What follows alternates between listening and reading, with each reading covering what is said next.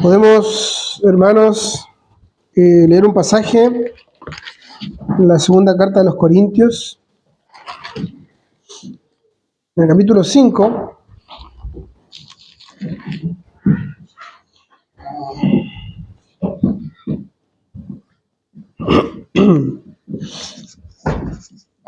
Vamos a leer un poco antes, capítulo 4.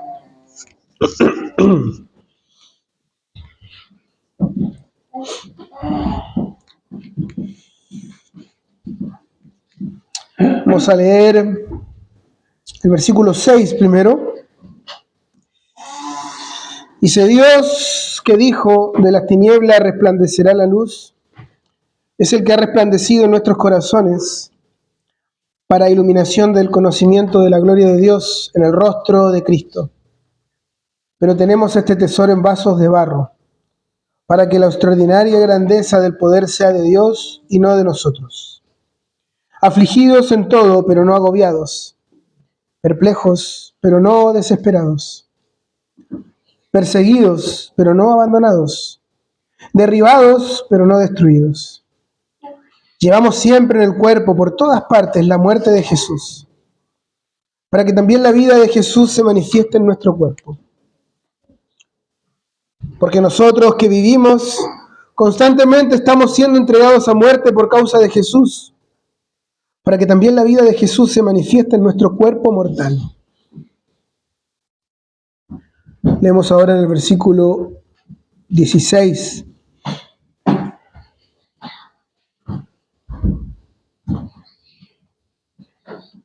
Vamos a leer el 14. Dice: sabiendo que aquel que resucitó al Señor Jesús, a nosotros también nos resucitará con Jesús y nos presentará junto con ustedes, porque todo esto es por amor a ustedes. Versículo 16. Por tanto, no desfallecemos, antes bien, aunque nuestro hombre exterior va decayendo, sin embargo, nuestro hombre interior se renueva de día en día. Pues esta aflicción leve y pasajera nos produce un eterno peso de gloria que sobrepasa toda comparación. Al no poner nuestra vista en las cosas que se ven, sino en las que no se ven. Porque las cosas que se ven son temporales, pero las que no se ven son eternas. Porque sabemos que si la tienda terrenal, que es nuestra morada, es destruida, tenemos de Dios un edificio, una casa no hecha por manos, eterna en los cielos. Pues, en verdad, en esta morada gemimos, anhelando ser vestidos con nuestra habitación celestial. Y una vez vestidos, no seremos hallados desnudos. Porque asimismo, los que estamos en esta tienda gemimos agobiados, pues no queremos ser desvestidos, sino vestidos, para que lo mortal sea absorbido por la vida. Y el que nos preparó para esto mismo es Dios, quien nos dio el Espíritu como garantía. Por tanto, animados siempre y sabiendo que mientras habitamos en el cuerpo, estamos ausentes del Señor. Porque de por fe andamos, no por vista. Pero cobramos ánimo y preferimos más bien estar ausentes del cuerpo y habitar con el Señor. Por eso, ya sea presentes o ausentes, ambicionamos agradar al Señor. Porque todos nosotros debemos comparecer ante el tribunal de Cristo, para que cada uno sea recompensado por sus hechos, estando en el cuerpo, de acuerdo con lo que hizo, sea bueno o sea malo. Esta segunda carta a los Corintios es una carta del apóstol Pablo a los creyentes en Corinto. La segunda de estas, estamos estudiando los días martes, la primera. La primera es una carta correctiva, es una carta principalmente donde Pablo tiene que corregir muchos errores, muchos desórdenes que había en la iglesia en Corinto. Esta segunda carta, escrita algunos meses, entre 6 meses a un año después, es una carta mucho más personal. En ella Pablo derrama sus experiencias a sus hermanos en Corinto, pero particularmente es una defensa preciosa de su servicio para el Señor. Y entre la primera carta y la segunda carta, Pablo tuvo que enfrentar una situación muy difícil, en la cual, nos dice en el capítulo 1, incluso había perdido, junto con sus colaboradores, la esperanza de vivir. Así de difícil había sido la situación. Pablo escribió la primera carta desde Éfeso, y la segunda la escribe habiendo huido de Éfeso por el alboroto que se nos relata en el libro de Hechos. Y es tan así que él dice que había perdido la esperanza de vivir. Es en este contexto en el cual Pablo escribe estas palabras que acabamos de leer. Lo primero que quisiera señalar al respecto es que se nos dice que tenemos un tesoro. Y ese tesoro además está en vasos de barro.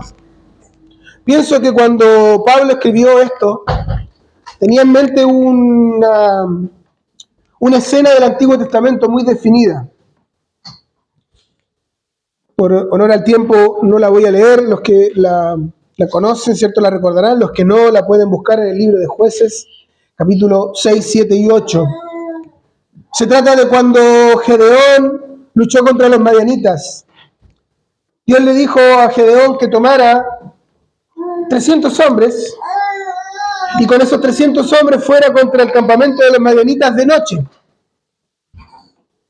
Y lo que tenían que hacer era, no tenían que ir con espadas, no tenían que ir con la fuerza del hombre, sino que simplemente tenían que tomar cántaros de barro y dentro de ello linternas encendidas de fuego. Se tenían que acercar lentamente al campamento de los madianitas y en el momento dado quebrar esos vasos para que la luz que estaba en el interior resplandeciera. Y lo que sucedió fue que los madianitas se confundieron, se atacaron unos a otros y huyeron de Israel, y Dios dio una gran victoria a través de Gedeón.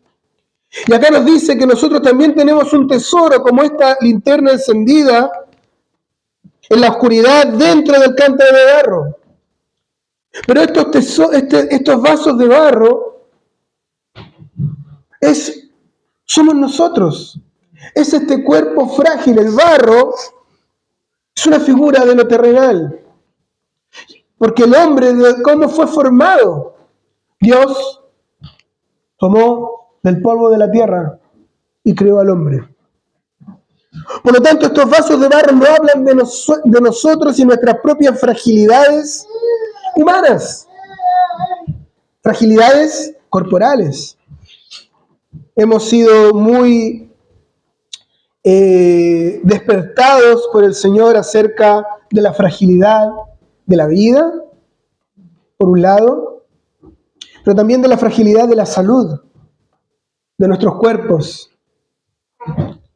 Y la verdad es que a pesar de esto, Dios nos ha dado un tesoro, una luz dentro de un vaso de barro. Pero hay una lección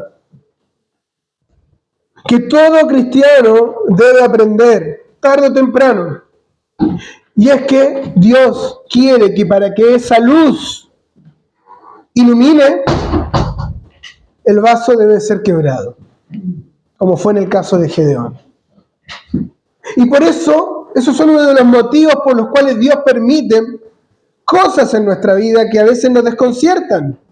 Es para quebrarlos con el propósito que esa luz que nos dice el versículo 6 es el conocimiento de la gloria de Dios en el rostro del Señor Jesús, pueda iluminar a otros. Ese es el primer pensamiento que quería mencionar en estos pasajes. Pablo luego en el versículo 8 en adelante habla de nosotros y de ustedes. En nosotros es Pablo y sus colaboradores habiendo sufrido las persecuciones. Los ustedes son los corintios. Y él les dice que han estado afligidos en todo, pero no agobiados. Significa que el cristiano puede ser llevado incluso a las situaciones más difíciles humanamente hablando, pero esto no lo va a hacer desesperar. No debería hacerlo perder la esperanza. Dice en el versículo 10 algo que es un desafío, para mí siempre ha sido un desafío para mí, personalmente, y espero que sea un desafío para todos. Él dice, llevamos siempre en el cuerpo por todas partes la muerte de Jesús, para que también la vida de Jesús se manifieste en nuestro cuerpo. Esto pienso que tiene dos pensamientos principales. Uno, la enseñanza bíblica de que hemos muerto juntamente con Cristo. Y el negarnos a nosotros mismos y tomar nuestra cruz para seguir al Señor Jesús, necesita que diariamente reconozcamos que hemos muerto juntamente con Cristo. Eso hará que en nuestro cuerpo se vean las marcas de la muerte de Jesús. Pero el segundo pensamiento, muy estrechamente vinculado con este, es que muy probablemente Pablo y sus colaboradores tenían en su cuerpo las marcas de los látigos con los cuales habían sido azotados, las marcas de las piedras que les habían llegado. En una ocasión Pablo fue apedreado y fue sacado como muerto de la ciudad. Lo habían dado por muerto. Ayer Rubén me decía, mira papá, acá en la pierna una vez me enganché y todavía tengo las marcas, no se me fue. Yo le dije, no, yo tengo muchas marcas de cuando niño me hice y quedan las cicatrices. Imagínense a Pablo y sus colaboradores. No eran como nosotros que tienen manos a veces completamente sin marcas de trabajo. Ellos debían haber llevado cicatrices en sus caras, las marcas de los látigos en sus espaldas. Y cuando las personas lo veían, ellos decían, estas son personas que se han negado a sí mismos. Y han seguido a Jesús y están dispuestos a sufrir por Él. Ellos llevan las marcas de la muerte de Jesús. Pero no estando muertos, la vida de Jesús se manifiesta en ellos. Y esto es nuevamente algo que nos desafía a nosotros mismos. ¿Hasta dónde estamos dispuestos a ir por causa del Señor?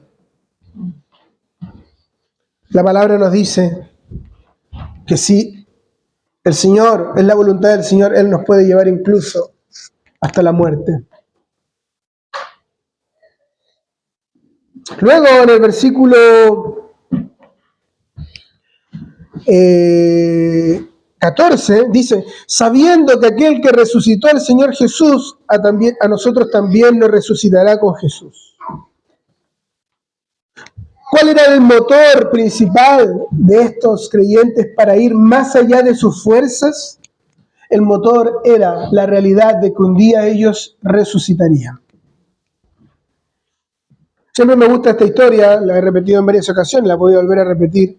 Un misionero inglés que se dispuso y luego fue a las Islas Hébridas, lo que hoy en día es Nueva Caledonia, etcétera, las islas del Pacífico Sur. Y quería ir a una isla definida donde había caníbales. Y este hombre se encontró con varios amigos cristianos que lo persuadieron de no ir. Le dijeron, no vayas, estás loco. Cuando vayas para allá, te van a comer.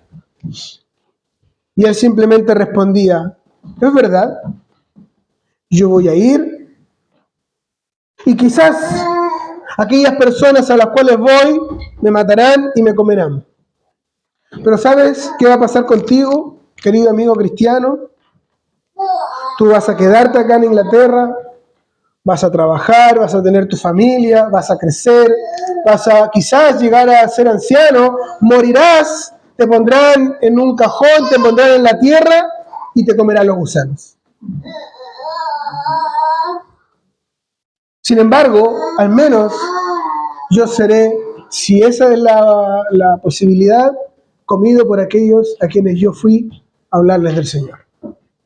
¿Y qué motivaba a estas personas? La certeza que después de la muerte, primero, estamos en la presencia del Señor, y segundo, llegará un día en el cual seremos resucitados de entre los muertos. Nuestros cuerpos serán rescatados de la tumba, o quizás de donde fueron dispersados. ¿Cuántos creyentes murieron incinerados? Hubo un creyente, David Livingstone, que sirvió al Señor en África, y de hecho fue el primer hombre en hacer un mapa de África con todas sus rutas. El asunto es que cuando él murió en África, él entregó su corazón a África. La decisión de los creyentes en África que él servía, una decisión algo peculiar, fue sacarle el corazón, dejarlo en África y enviar su cuerpo a Inglaterra para ser sepultado. Independientemente de que estemos de acuerdo o no con eso, la realidad es que cuando él sea resucitado, será resucitado completamente, donde esté. Y eso motivó a cientos de miles de creyentes a soportar la muerte, sabiendo de que ellos serían resucitados muy pronto. Y dice acá, sabiendo que aquel que resucitó al Señor Jesús, a nosotros también nos resucitará con Jesús y nos presentará junto con ustedes. Es decir, ustedes, corintios, nosotros los servimos y incluso podemos morir por ustedes, pero en un día futuro, tanto ustedes como nosotros seremos levantados, resucitados, arrebatados y encontrados con el Señor en el aire. Versículo 16. Por tanto, siempre cuando hacemos un estudio de las Escrituras, tenemos que poner mucha atención a estos conectores. Por tanto, pero, sin embargo, pues, porque significa que ese versículo debe ser tratado juntamente con lo que anteriormente fue dicho. Por tanto, teniendo en consideración la verdad de la resurrección, teniendo en consideración que tenemos un tesoro en vasos de barro, teniendo en consideración que Dios ha resplandecido en nosotros y podemos dar esa luz mientras estemos en este cuerpo terrenal y luego seremos resucitados, no desfallecemos. Recordemos el contexto nuevamente. Pablo había sido, lo voy a leer para que quede más claro, no es necesario que lo busquen, el capítulo 1 de esta carta dice el versículo 8, porque no queremos que ignoren, hermanos, acerca de nuestra aflicción sufrida en Asia, porque fuimos abrumados sobremanera más allá de nuestras fuerzas, de modo que hasta perdimos la esperanza de salir con vida. De hecho, dentro de nosotros mismos ya teníamos la sentencia de muerte, a fin de que no confiáramos en nosotros mismos, sino en Dios que resucita a los muertos. Y ahora dice, sin embargo, por tanto, no desfallecemos. ¿Qué hubiese dicho el sentido común del hombre? Porque al hombre le encanta el sentido común. Pablo, esto debería ser una señal de que no tienes que seguir haciendo estas locuras. La próxima vez te van a matar. Pero Pablo dice, por tanto, no desfallecemos. Seguiremos adelante. Hay otro pensamiento muy bonito al respecto, que dice que en esta tierra somos eternos hasta que el Señor nos lleve a su presencia. ¿Qué quiere decir esto? El Señor sabe cuándo nos sacará de esta tierra. Al Señor nadie lo pilla de improviso. A veces no lo entendemos. Personas parten jóvenes, niños, pero siempre fue porque el momento que el Señor quiso. Entonces, si el Señor nos envía a un lugar peligroso, por decir algo, el que dijo esta frase dice, bueno, moriré cuando tenga que morir. Y si no es el momento de morir, entonces el Señor me librará. Él lo ha prometido. Por tanto, no desfallecemos. Antes bien, aunque nuestro hombre exterior va decayendo, sin embargo, nuestro hombre interior se renueva de día en día. Pablo podía decir, es verdad, quizás ahora cojeo porque me golpearon. Quizás ahora no puedo ver bien porque me golpearon en un ojo. Quizás ahora no tengo las fuerzas de antes por esta persecución. Y para nosotros que no tenemos persecuciones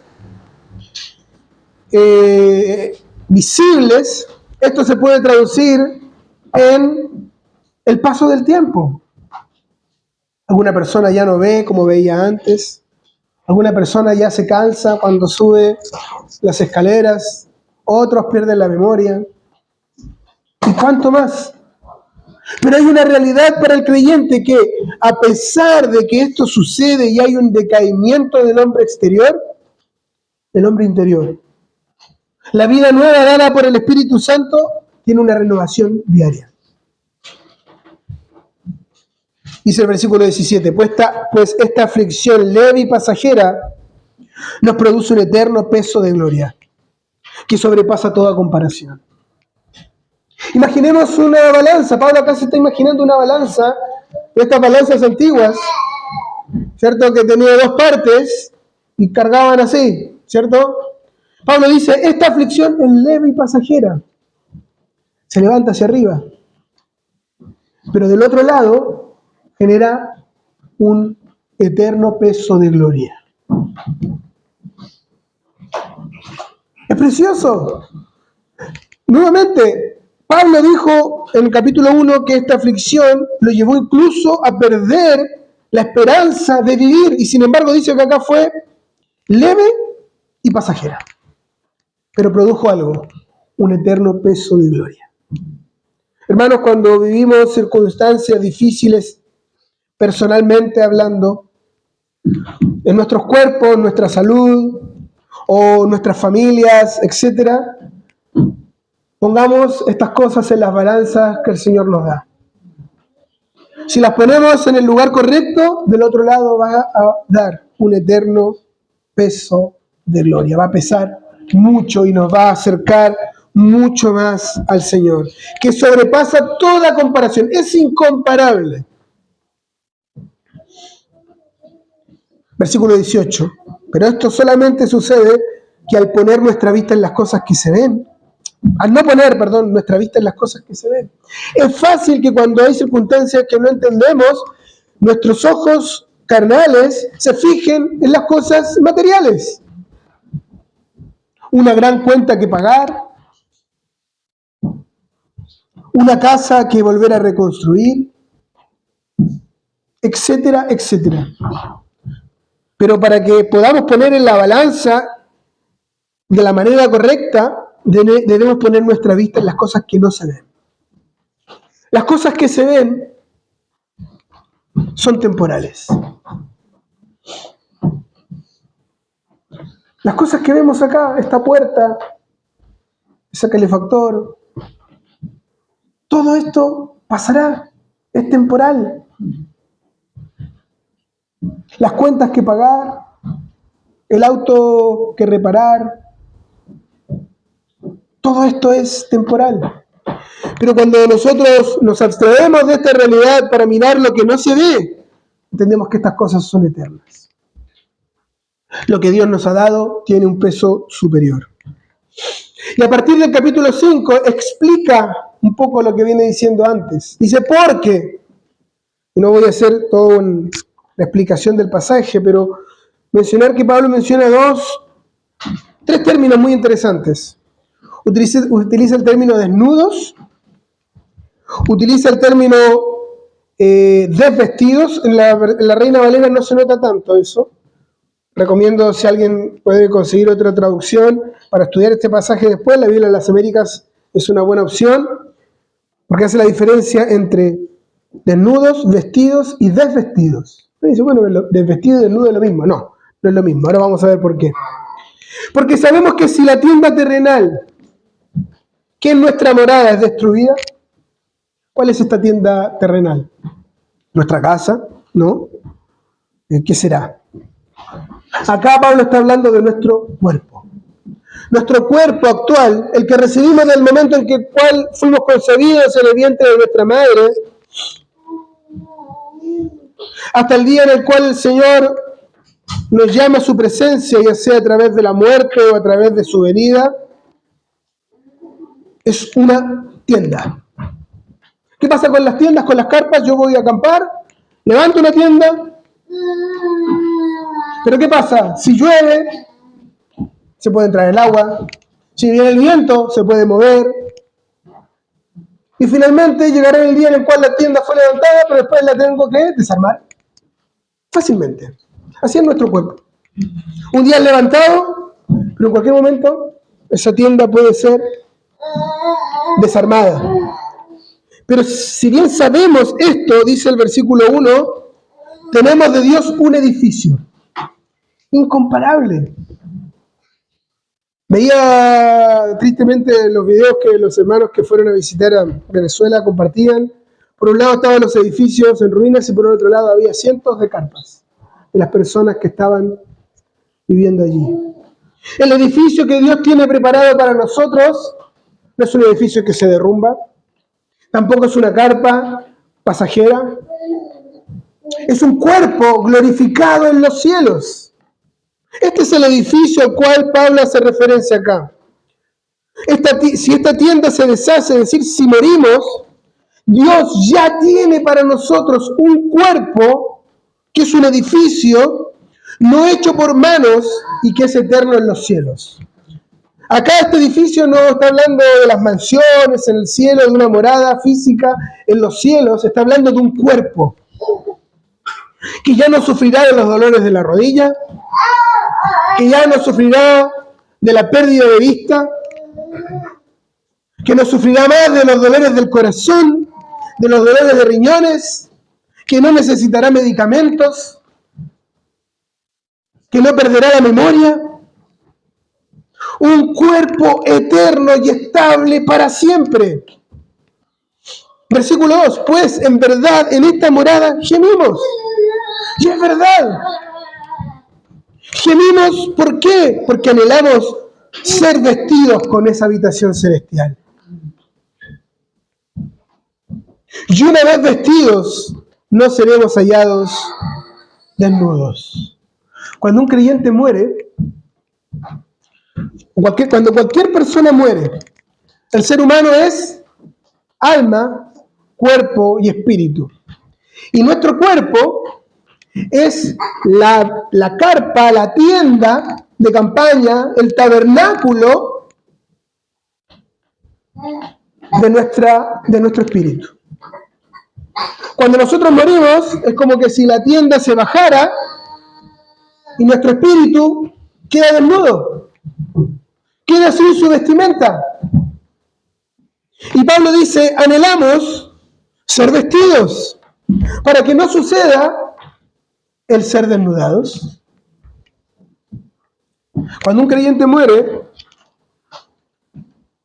por el tiempo que pasará entre su muerte y la venida del Señor, se encuentra desnudo, no está vestido.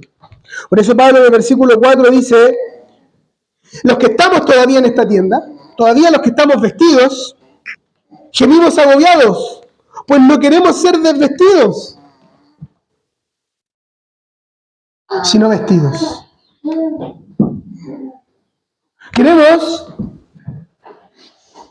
No queremos pasar por la muerte. Hermanos, el creyente siempre debe tener en mirada no la muerte, sino la venida del Señor por los suyos. La muerte no es una buena esperanza. Moriremos, quizás, probablemente, pasará. Pero aún el creyente más enfermo en su lecho de muerte puede esperar la venida del Señor en ese momento. Y él dice, anhelamos, esperamos, gemimos, porque no queremos ser desvestidos, sino vestidos, para que lo mortal, este cuerpo, sea absorbido por la vida. Y el que nos preparó para esto mismo es Dios, etcétera, etcétera. Versículo 6. Por tanto, animados por esto mismo, y siempre y sabiendo que mientras habitamos en el cuerpo, estamos ausentes del Señor. Hay otra verdad. Mientras estamos acá, estamos ausentes del Señor.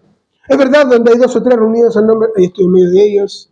Y aquí estoy con ustedes todos los días al fin del mundo. Podemos saber que el Señor está con nosotros todos los días en nuestro hogar, en las reuniones, etc. Pero aún así, no estamos con el Señor físicamente, presencialmente. Por lo tanto, mientras estemos en este cuerpo, estamos ausentes del Señor. Versículo 8. Pero cobramos ánimo y preferimos más bien estar ausentes del cuerpo y habitar con el Señor. Y solamente lo último del versículo 10. Ya sea que estemos presentes o ausentes, nuestro deseo es agradar al Señor. ¿Cuántas personas, uno ha escuchado historias que están en un lecho de hospital por años y allí donde están agradan al Señor hablándole a sus compañeros acerca del Evangelio? Versículo 10. Porque todos nosotros debemos comparecer ante el tribunal de Cristo. ¿Qué es esto? El tribunal de Cristo. ¿No es un tribunal de juicio? Porque el juicio ya cayó sobre el Señor Jesús en la cruz. Es más bien, no sé si han visto alguna vez los Juegos Olímpicos. Imaginémonos, ¿cierto? Por ejemplo, la competencia porque ese es el pensamiento que Pablo tiene en la mente, y en los Juegos Olímpicos ya existían en su época. Imaginemos la competencia de gimnasia. Al borde de la competición hay una cantidad de jueces. Es el tribunal que juzga cómo se realiza. Y la persona que va a hacer eso dice, bueno, yo voy a hacer esta rutina que es una puntuación de 9, y ellos juzgan la ejecución, etcétera, y le dan un puntaje al final. Así será el tribunal de Cristo. No para enjuiciarnos, porque el juicio ya cayó sobre el Señor Jesucristo, sino para ser recompensados por todo lo que hayamos hecho mientras estábamos en el cuerpo, sea bueno o sea malo. Hermanos, estamos ante los ojos del Señor, sea cual sea nuestra circunstancia, niño, joven, adulto, anciano, sano o enfermo, todos estamos viviendo y debemos vivir con el propósito de agradar al Señor, y llegará un día, luego de que hayamos sido llevados para estar con el Señor, en el cual debemos comparecer delante del Señor. Y Él nos dirá, ¿sabes qué, Ricardo? No te podré dar ninguna corona, porque viviste para ti mismo, porque no hiciste las cosas como para el Señor, sino para los hombres, por orgullo humano, etc. No te podré dar coronas. Eres salvo, pero no tendrás las recompensas que debías recibir por haber agradado al Señor. Y a otros el Señor le dirá, tienes amplia entrada al reino de Dios y recibirás tal recompensa. Todos seremos salvos los que hemos creído en el Señor Jesús por la fe. Todos los que hemos creído en Él. Pero las recompensas es algo digno por lo cual meditar. ¿Qué hacemos para el Señor? Termino con una historia. Un creyente se convirtió cuando tenía 18 años más o menos, y los primeros años los vivió para servir al Señor. Salía a predicar en las calles, visitaba a los enfermos, pero en algún momento, en los afanes del trabajo, se casó, la responsabilidad de la familia hicieron que él viviera una vida como un cristiano normal, pero tranquilo, sin involucrarse mucho en lo que algunos llaman servicio cristiano. Cuando tenía 38, 39 años, va un doctor, el doctor le dice, ¿sabes qué? Lo siento, pero te quedan solo 6 meses de vida. Y el clamor de aquel hombre delante del doctor fue, he perdido mi corona. Perdí mi corona. Pude haber vivido mi vida para el Señor, ¿y ahora qué? ¿Cómo podré redimir el tiempo de lo que he perdido?